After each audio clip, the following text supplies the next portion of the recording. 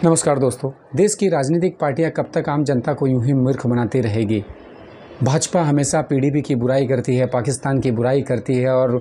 जम्मू कश्मीर में जाके पीडीपी के साथ गठबंधन की सरकार बना लेती है और कहती है कि देश के फ़ायदे के लिए कर रही है। तो आप जब सत्ता के लिए जाते हो तो आपके वैचारिक मतभेद कहाँ चले जाते हैं।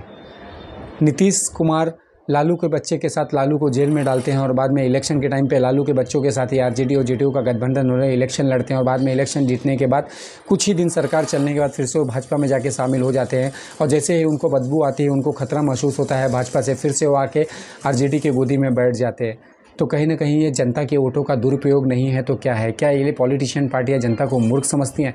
हद तो तब हो गई जब महाराष्ट्र में इसका नेक्स्ट लेवल ही हमको देखने के लिए मिला कि इलेक्शन में जो है उद्धव साहब ठाकरे और भाजपा साथ में इलेक्शन लड़ रही है और जीतने के बाद जो है उद्धव साहब ठाकरे राष्ट्रवादी और कांग्रेस के साथ जाके गठबंधन के सरकार बना लेती है। बाला साहब ठाकरे की सारी वैचारिक जो है चीज़ें धरी की धरी रह जाती हैं, जिसमें विपक्ष बहुत ज़्यादा उग्र हो जाता है और कुछ ही क्षणों बाद, कुछ ही दिनों के बाद शिंदे साहब फूट कर और निकल कर फिर से वो भाजपा के साथ जाके सरकार बना लेते हैं और कहते हैं कि वो जो है बाला साहब ठाकरे की शिवसेना को आगे बढ़ा रहे हैं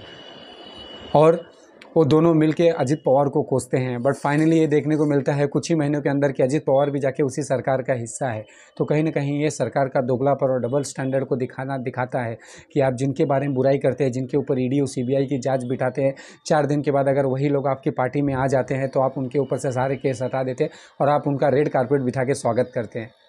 तो इन सबसे तो यही मैसेज जाता है कि जो भी पॉलिटिशियन पार्टियां आम जनता को मूर्ख समझती हैं, जब आप किसी से गठबंधन करना चाहते हो, जब आप किसी के साथ मिलना चाहते हो तो जनता का ओपिनियन पोल क्यों नहीं लेते हो? आप जनता की राय क्यों नहीं लेते हो? आप अगर जनता की राय लेते तो कहीं ना कहीं जनता को ये फील होता कि उनको जो है कहीं ना कहीं इंपॉर्टेंस दिया जा रहा है और जनता आपको अपनी राय देती है और आप उसके अकॉर्डिंग भी काम कर सकते हैं, क्योंकि आप लोकतंत्र की वजह से चुन के आते हो। ऐसा नहीं कि आपके अंदर कोई बहुत ज़्यादा काबिलियत है, आप बहुत ज़्यादा जो है हाईली क्वालिफाइड है या बहुत ज़्यादा आपने कोई एग्जाम या रैंकिंग हासिल की जिसकी वजह से आप नेता बने हो। आप जनता के वोट से ही नेता बनते हो तो आपको जनता की कद्र होनी चाहिए, क्योंकि जो जनता आपको सर पे बिठा सकती है वही जनता आपको अगले इलेक्शन में ज़मीन पे भी गिरा सकती है। तो भूलिए मत, कांग्रेस भी विशाल का वोटों से जीत के आई थी इंदिरा गांधी की सरकार में, लेकिन दूसरे पर ही कांग्रेस बहुत बुरी तरह से हारी थी।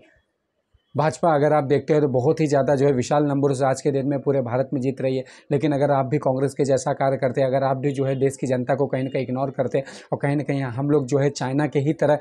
लोकशाही में बिलीव न रख के हम लोग कहीं ना कहीं हिटलर शाही में काम करेंगे तो एक सर्टेन समय के बाद जनता विद्रोह कर देगी और कहीं ना कहीं जनता दूसरा ऑप्शन सेलेक्ट करने के लिए मजबूर हो जाएगी। धन्यवाद।